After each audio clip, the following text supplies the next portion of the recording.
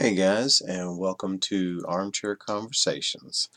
This is part two of the piece I started on self-esteem. This is going to be the part about the triggers and stressors in your life and how they can contribute to your self-esteem or lack thereof, or also to the things on the bad side of your list. So, if you didn't do your first part and you don't have your little list together, you need to go back and find part one, which is self-esteem, and figure out how to do your little sheet here, because the sheet is going to be a part of this conversation.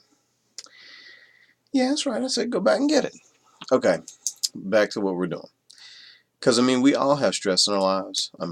Every day in some way, shape, or form. Where we talk about self-esteem is where I feel like that part of self-esteem is what's going to help you to control the stressors in your life. Because when you start looking at the things that you're good at and that you like and that you appreciate about yourself, and also the things you want to change, the self-esteem from the things you feel good about can kind of transfer over and help strengthen you in the journey of correcting the things on the side that you don't like.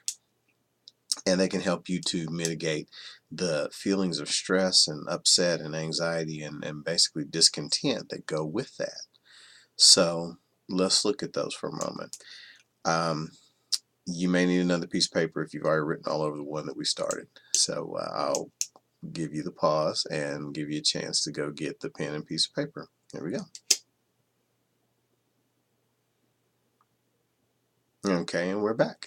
Um, this time I want this piece of paper to represent the stresses and triggers in your life, and how they can contribute to your self-esteem issues and to the lack of creativity and productivity that right side of that list um, helps contribute to. So, playing around again, approach this with a sense of enthusiasm and joy and fun and play, and be honest with yourself and just write and let it out. Because again, this is between you and you. Nobody has to see this. You just need to know where you stand and where you are and what you're doing about where you're going. Okay? So, now, on this piece of paper, or this side of the paper, whichever, I want you to write down some of the things that contribute to you being on the right side of the list. Some of the things that happen every day, or sometimes, or once in a while, or, minute to minute, that help to contribute to your um, attitudes, behaviors, and things on this right side of the list that you don't like about yourself. So I'm going to pause the tape and you take a few minutes to get that list together and ready and go.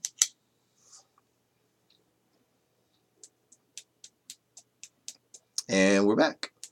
Okay, so you got a list of things that tick you off, maybe, or things that make you feel bad about yourself, or people that make you feel bad about yourself, or events that make you feel bad about yourself, or um, maybe comparisons that you have between yourself and others, because that one's a big one too a lot of times.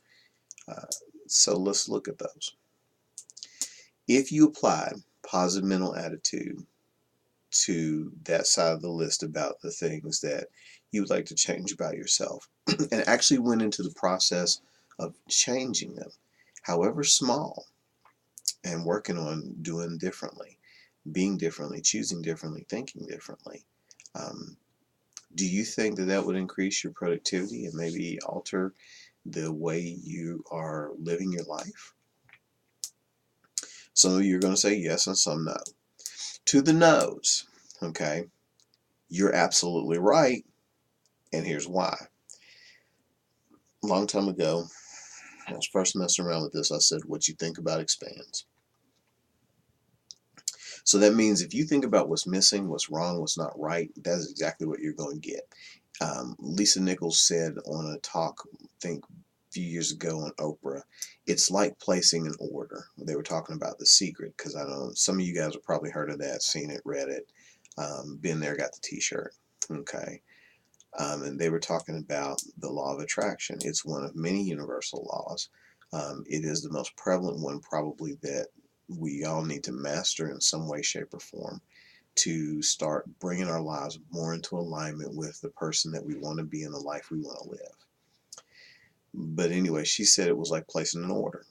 When you go to a restaurant and you place an order, not like a catalog order, and you have to wait and you're not sure what you're going to get.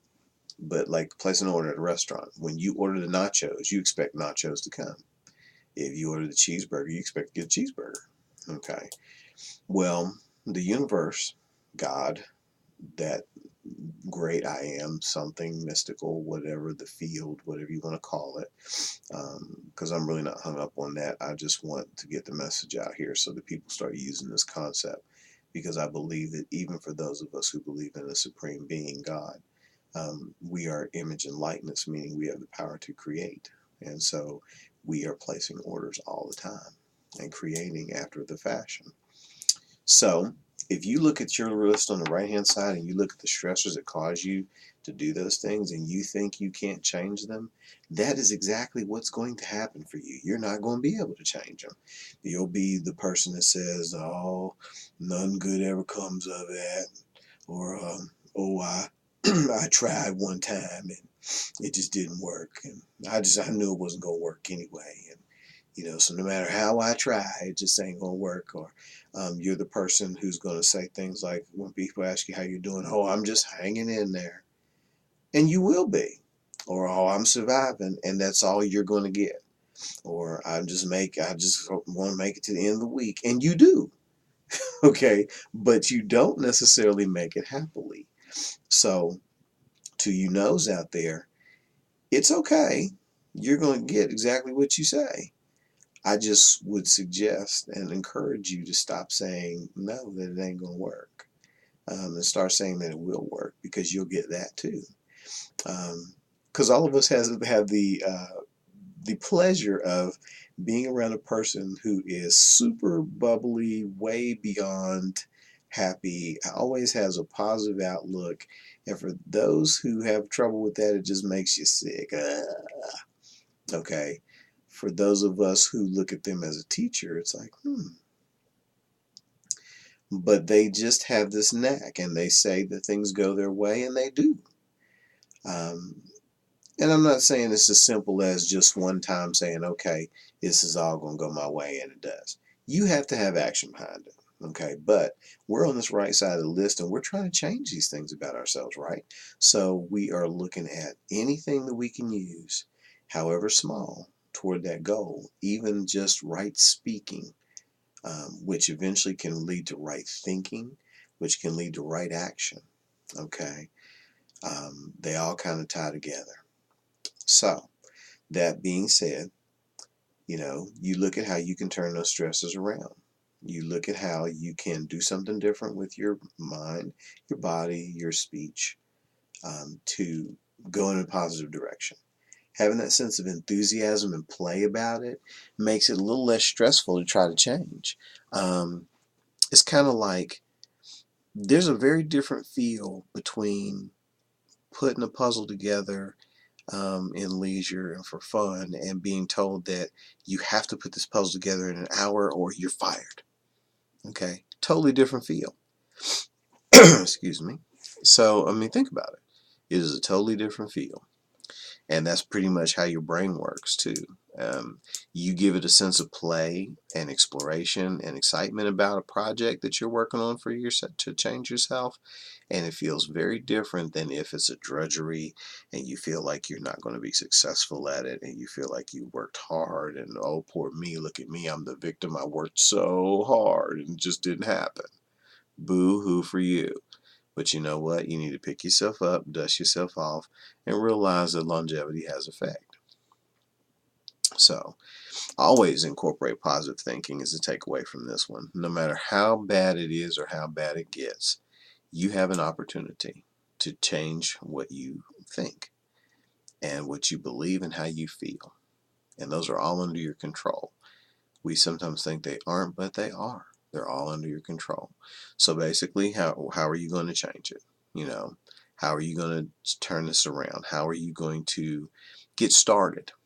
Because again, this is a road. It's not a one-shot destination. It's not a sprint to the finish line for sure. At least I'm a living witness.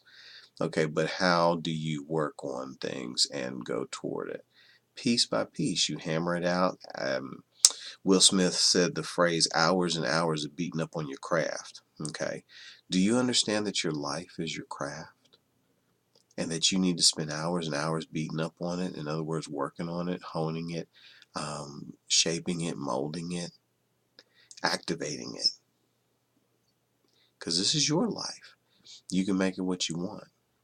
And so, look at the list of stressors that are going on that you can absolutely say, or at least you believed, at least until I just talked, right? That they were the reason why you can't have what you want, do what you want, be who you want, go where you want, do what you want. Maybe they're not as important as you think. And maybe with a positive mental attitude that focuses on the things you do like about yourself, you can start to push those things out. Because it's not a function of focusing on them to destroy them and push them away. It's a focus or an idea of taking your focus off of them. Because when you think about being late, the key part of the sentence is late. When you think about being unloved or lonely or upset, the key sentence is that part that you don't want. Okay, you don't want to be lonely or angry or upset. So shifting your focus to something positive is probably going to be more useful. Now, there are some ways to do that I'll share with you. Some of you use them, some of you might not. Some of you might say, I find something that works better for you, and you should. Go for it. But for me, what I try to do is I try not to think about the things that are negative, and I don't actively try. Instead of saying, I'm not going to think of the color blue, what comes up? I think about something else. I put something else in its place that I like better. If there's a person that stresses me out, whenever I'm in their presence, I can make it fun and get something else into my brain like, God, man, does this person really realize that they are annoying? And then from that center, I've taken a little more control. It's still not the best thing, but I've taken a little more control.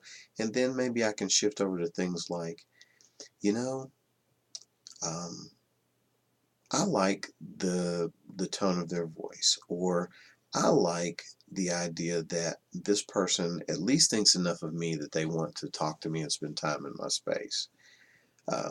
Again, a little better, still not perfect, but you start to substitute other things for the I wish I could get out of here, or oh God, there's so and so. I know they're just going to talk to me. You substitute other things and you start focusing on those, and those are what expand. So if you focus on having a great day, if you focus on doing a good job, if you focus on getting compensation for your efforts, and what that's going to feel like and how nice that's going to be, if you focus on being better in a way that's satisfying to you, those are all things that are going to expand. And then you start to talk it. You know, how are you doing today? Oh, I'm doing really good. Thank you. Okay. Because I'm going to give you something I got from, again, Lisa Nichols. Um, when people ask you how you're doing, a lot of times they don't even stick around mentally for the answer. They'll say, how's it going today? And they're already off into something else. They don't really want to know. And when you tell them, they're going, okay. But they're not really present. They're being polite. And so you can absolutely, instead of worrying about seeming too Pollyanna or too positive and somebody hating on you for that, let them sip the haterade. Just tell the truth. Tell the truth of how you want to be. Sometimes you do have to fake it till you make it. I'm not a person that says that you have to take control by combating as gently as possible the things that are not right or that you want to change. So you need to stop saying, I'm okay. You say you're good. Okay. If you feel good, say that. If you feel sad, you can say that too. But most of the time, you're going to find that people don't really care and they're on to the next thing. They really don't want to know, and they're just saying it just to get some conversation going or just to be polite. So say what you really feel, but also be willing to say sometimes, even when you don't feel it, that you feel good or that today's going to be a good day. You know, waking up and saying, you know what, I am glad I woke up this morning and I am going to do everything I can to make today a good day. There are a lot of things that you can do to combat the stuff on that list, and that includes combating the stressors that stress you out. You know, if there's that challenging person at work, you know, I'm really grateful I woke up today. I'm going to do my best to make today a good day, and I'm even going to try to not let XYZ get to me. As a matter of fact, I'm going to try to get along with them today and just have an attitude of being grateful for being able to be myself. Again, all kinds of ways you can do it, but I just suggest that you do. Um, again, I try to cut these short, but the takeaways are there are a lot of stressors in your life, and you can list them all day till the cow comes home.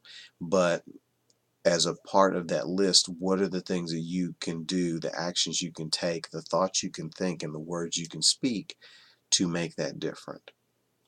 That's my takeaway from today. And one of the keys to being able to do that is your sense of self, your self-esteem. That is going to carry you through the days when you need to resist the temptation to stay negative or to stay in that list, that right hand list. So those are my takeaways today. Again, this was a ramble, but I had a good time doing it. Something to think about. So again, part two, have fun with it, enjoy it, go back and reread it, re-listen to it, redo your exercise, and do it more than once. And use it enough to where it becomes something useful for you, and it actually helps you to identify what's good about you and what's not, and what helps you to develop true self-esteem. Until then, play, enjoy, and keep going. And thank you for sharing my armchair.